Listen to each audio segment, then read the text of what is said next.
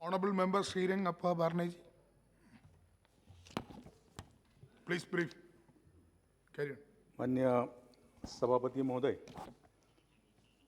Corona के युद्ध में लड़ते हुए डॉक्टर, नर्सेस, आशा वर्कर्स, फ्रंटलाइन वर्कर्स, संसद, एमएलए जो इसमें शामिल थे, इस हादसे में जिन परिवार के सदस्यों को इसमें गुजरना पड़ा, मैं इससे शोक व्यक्त करता हूँ।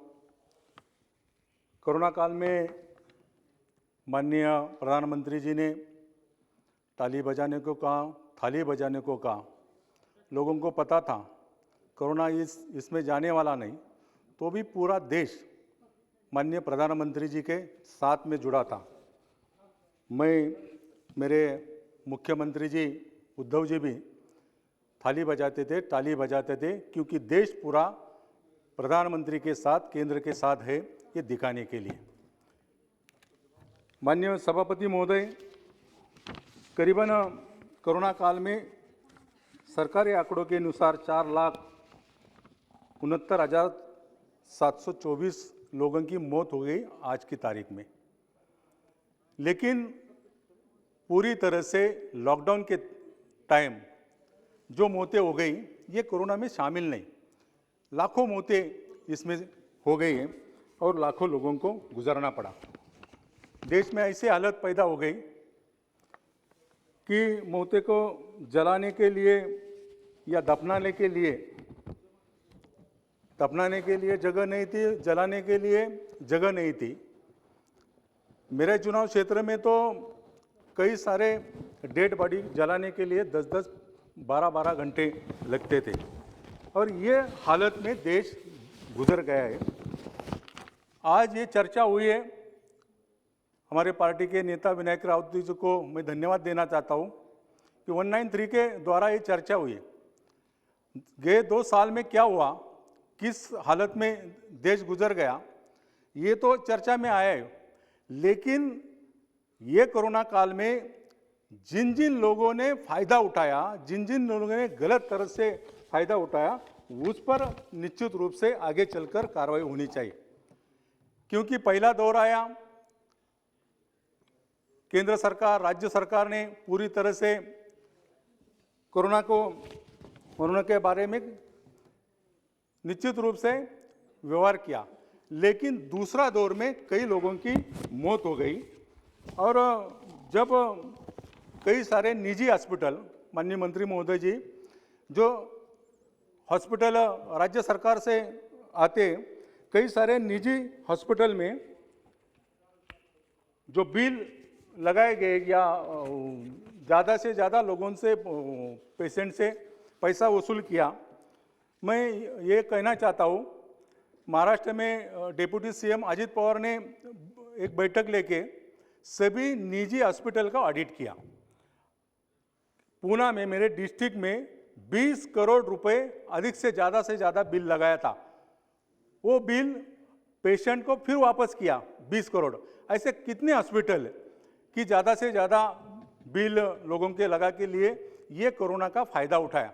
मैंने माननीय स्वास्थ्य मंत्री जी को शिकायत भी की है और आपके द्वारा कई सारे हॉस्पिटल है जो मेरे एरिया में, कि वहाँ पर शिकायत करके उस हॉस्पिटल पे कार्रवाई होनी चाहिए।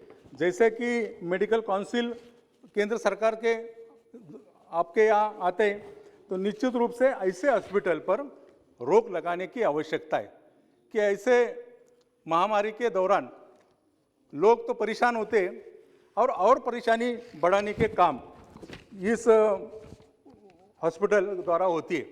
केंद्र सरकार कई लोगों के पीछे ईडी लगाती है, तो केंद्र सरकार के पास तो रिकॉर्ड है गए 2 साल का। आपको इनकम टैक्स का रिकॉर्ड है, जो हॉस्पिटल ने कर्जा उठाया, फिर कर्जा कैसा चुकता किया, 2 साल में हॉस्पिटल का निर्माण कैसा किया, उसकी पूरी जानकारी लेके ऐसे लोगों पर कार्रवाई होनी चाहिए कि जो मुश्किल में लोग हैं, उसको लूटने का काम, उसको परेशान करने का काम ये हॉस्पिटल द्वारा, जो हॉस्पिटल ने किया, उस पर कार्रवाई करने की आवश्यकता है। इस संक्रमण के दौरान महाराष्ट्र सरकार ने सबसे अच्छा काम किया है।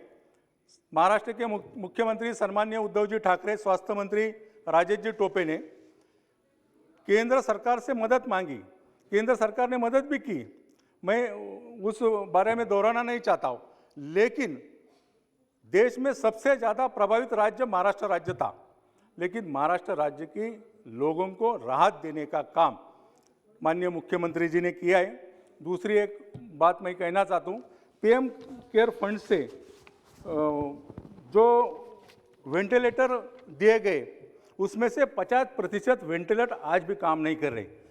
जिस संस्था ने या जिस निजी ठेकेदारों ने ये वेंटिलेटर दिए उस पर कार्रवाई होनी चाहिए। आज भी जानकारी ले लो, 50% वेंटिलेटर आज भी महाराष्ट्र में काम नहीं कर रहे। तो ऐसे गलत फायदा उठाने वाले पर कार्रवाई होने की आवश्यकता है। ये आखिर का मेरी बात रखता हूँ कि अभी पहला दौर हो गया, दूसरा दौर हो गया, तीसरा दौर आने की आता रहेगा, ऐसा सब जानकारी मिलती है। लेकिन उस पर केंद्र सरकार ज़्यादा से ज़्यादा निगरानी रखकर जो हालत पहले दौर में और दूसरे दौर में हुई तो तीसरे दौर में नहीं होनी चाहिए। ये केंद्र सरकार से पूरी तरह से ये करना चाहिए। मैं इतनी मेरी बात रखकर, ये जो चर्चा हुई, चर्चा में बहुत सारे लोगों ने भाग लिया। पूरी इस दौरान डॉक्टर हर्षवर्धन जी, माननीय मांडविया जी, स्वास्थ्य मंत्री जी ने पूरी तरह से ये कोरोना काल में जो काम किया है उनकी भी सराहना करता हूँ और मेरे बात खत्म करता हूँ। धन्यवाद। Honorable Member Shri Dan